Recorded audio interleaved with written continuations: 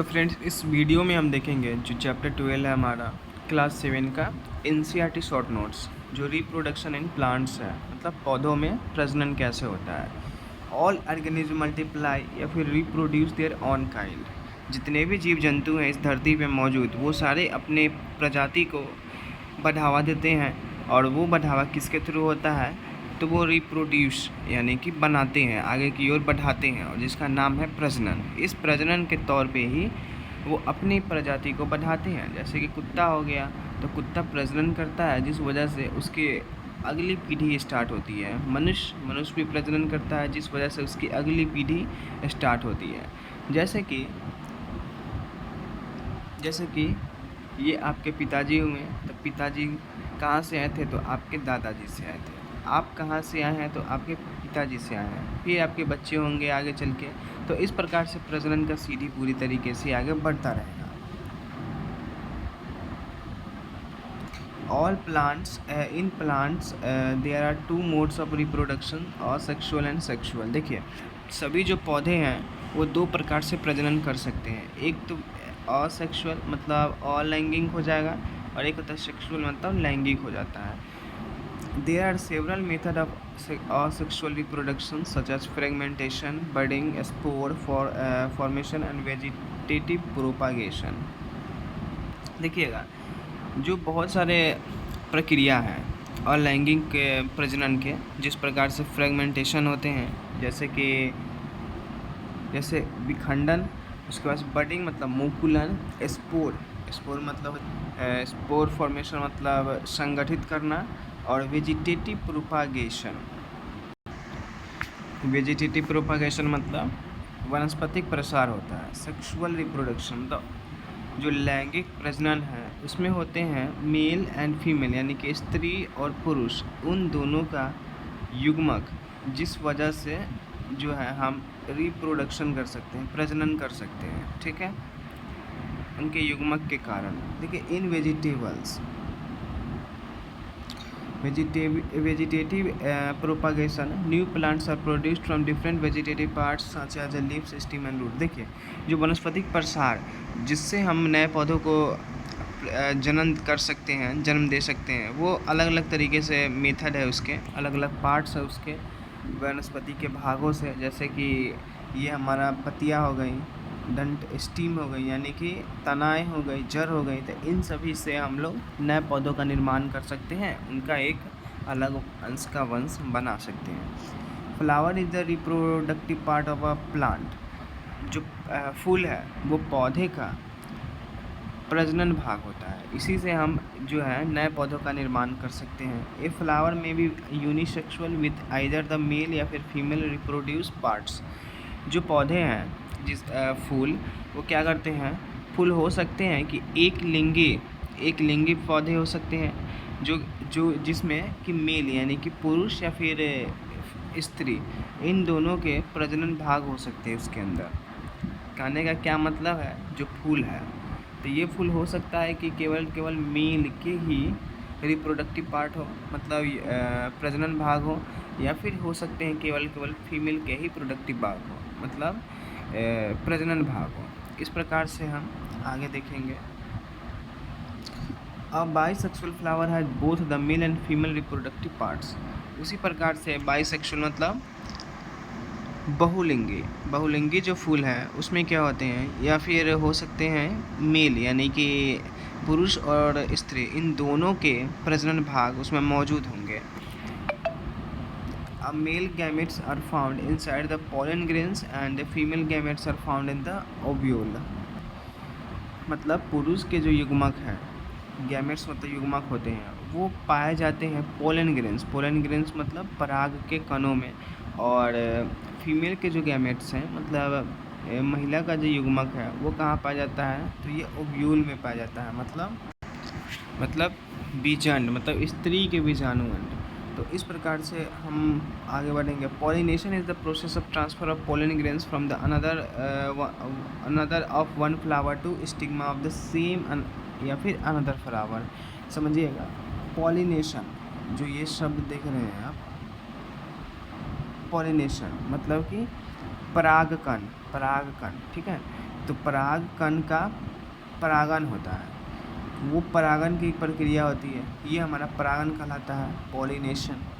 Pollination मतलब परागन एक ऐसी प्रक्रिया है जिसमें स्थानांतरण होता है पोलन ग्रेन्स पराग के कणों का from another of one flower, एक फूल से लेकर दूसरे फूल के स्टिग्मा मतलब वर्तिकाग्र पे, ठीक है। मतलब अब कहने का क्या मतलब इसका समझिए, एक फ्लावर है, इस फ्लावर में क्या है, ऊपर में परागकण है, तो ये परागकण हो सकता है कि अपने ही प्रजाति को बनाने के लिए बाहर निकले और दूसरा पौधा को बना दे, या फिर इस परागकण के द्वारा हो सकता है किसी अन्य पौधे के ऊपर जाकर ये अन्य पौधे का निर्माण करते।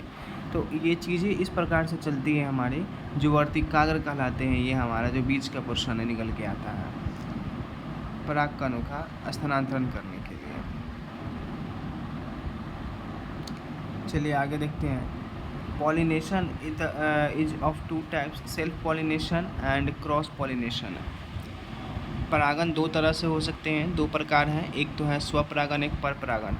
इन सेल्फ पॉलिनेशन जो स्वपरागन है वो pollen grains are transfer from one to another stigma of the same flower, एक ही पौधे में जो उनके परागकण है वो स्थानांतरण होते हैं, और in cross pollination pollen grains are transferred from the another of one flower to stigma of the another flower of the same kind. मतलब उसी पौधे में या फिर अन्य पौधे के जो वर्तिकाग्र है वहाँ पे हमारे पहुँचाते हैं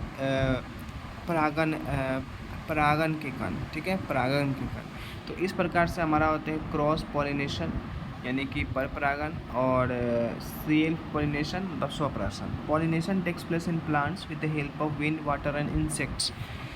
जो परागन है वो हो सकते हैं पौधे के अंदर हवाएं, पानी और जितने भी कीट पतंगे हैं वो एक पेड़ के फूल से दूसरे पेड़ के फूल में जाकर डाल देते हैं। जैसे कि जो मधुमक्खी है भाई साहब, ये मधुमक्खी क्या करते हैं, तो ये फूल है तो इस फूल से अपने अंदर जो है सारे के सारी मिठास को लेकर और जाकर अपने जो छत्ते बनाते हैं उस छत्ते में जाकर डाल देते हैं। तो इस प्रकार से ये ऐसा भी करते हैं कि यहाँ से जो भी परागन निकाला उन्होंने, इस पराग के कणों को दूसरे पौधे के फूल जो है उस पराग के कणों में जाकर डाल देते हैं, जिससे कि अन्य प्रकार की एक फूल निकल कर आती है। ये सारे जो प्रोसेस है, प्रक्रिया है वो चलती है। Fusion of male and female gametes is called fertilization. देखिए, स्त्री और पुरुष इनके युग्मक मिलकर निषेचन का निर्माण करती हैं, ठीक है। Fertilised egg equal zygote. जो भी हमारे निषेचित अंडे हैं उन्हें हम लोग क्या कहते हैं, वो बन जाते हैं युग्मनज, मतलब छोटे से अंश में बन जाते हैं। जो फर्टिलाइज्ड एग है, फर्टिलाइज्ड एग मतलब क्या हुआ, निषेचित अंडे, वो बन जाता है युग्मनज, और जो युग्मनज है वो बन जाते हैं एम्ब्रॉय मतलब भ्रूण बन जाते हैं, छोटे बच्चे के रूप में एक जन्म लेने के लिए तैयार हो जाते हैं। तो इस प्रकार से हुआ है। पहले फर्टिलाइज्ड एज, ये क्या आ गया, हाँ देखिए, पहले क्या था कि फर्टिलाइज्ड एग थे, और फर्टिलाइज्ड एग से बन गए जाइगोट, और जाइगोट से बन गए एम्ब्रॉय। इस प्रकार से काम किया। फर्टिलाइज्ड एग यानी कि निषेचित अंडे, निषेचित अंडे के बाद युग्मनज, और युग्मनज के बाद आ गए यहाँ से भ्रूण बन गए। तो ये प्रक्रिया चली हमारी। देखिए, फ्रूट जो है ना, मैच्योर ओवे है जहाँ पे ओव्यूल डेवलप करते हैं इनटू सीड और विच कंटेन द डेवलपिंग एम्ब्रॉय। समझिए इस बात को, जो फल है उनके बाद पूरी तरीके से बीजांडु होते हैं, और वो बीजांडु क्या करते हैं, ये ओवरी मतलब बीजांड, तो ये जो बीजांडु है वो बीजांड का निर्माण करते हैं और बीजांड बना देते हैं, बीज बना देते हैं, ठीक है। और इस प्रकार से हम भ्रूण बनाकर नए पौधे का निर्माण करते हैं। तो इनमें भी 4 स्टेप आए। पहले क्या था, ओवरी आ गए, फल जो है था उस फल से आ गए ओवरी आ गए। मतलब क्या हुआ, पहले अंडाशय था, देखिए फल था, फल से अंडाशय, अंडाशय से यहाँ पे बन गया ओव्यूल, बन गया बीजांड, बीजांड से बन गया यहाँ पे सीड यानी कि बीज बन गया, बीज से भ्रूण बन गया। तो इस प्रकार से चलता है हमारा सारा का सारा प्रोसेस। सीड जो है dispersal is aided by wind और वाटर एंड एनिमल्स। जो भी बीज का प्रसार होता है, मतलब एक जगह पे बीज है और उसको फैलाने का काम करती है, कौन करती है, एक तो हवा से हो सकती है, पानी से हो सकती है, और जानवरों से हो सकती है। सीड डिस्पर्सल जो है मदद करती है पौधों में प्रिवेंट ओवर क्राउडिंग, मतलब एक जगह पे ज़्यादा से ज़्यादा मात्रा में बीज ना हो, भीड़ भाड़ को कम करती है। पौधे के जब बीज एक जगह जमा होते हैं उसको avoid competition for sunlight water और मिनरल्स को। जो भी सनलाइट आती हो डायरेक्ट इसके ऊपर पड़े। सनलाइट मतलब सूरज का प्रकाश इसके ऊपर डायरेक्ट पड़े, जिससे कि इसमें क्या हो तो फोटोसिंथेसिस हो, यानी कि प्रकाश के संश्लेषण की प्रक्रिया हो जाए, और जितने भी खाद्य पदार्थ है वो सारे इसके अंदर चले जाएँ। मिनरल्स वगैरह जितने भी हैं, पानी भी इसके अंदर डायरेक्टली जाए। इनवेड न्यू हैबिटेंट्स, जितने भी नए घरों के निर्माण होंगे उस पर ये रोक लगाते हैं, और आने वाले समय में इसकी कटाई करने के बाद फिर से नए घर बनाने के लिए इनका जो है निवारण हो जाता है। तो इस प्रकार से चीज़ें बनती हैं।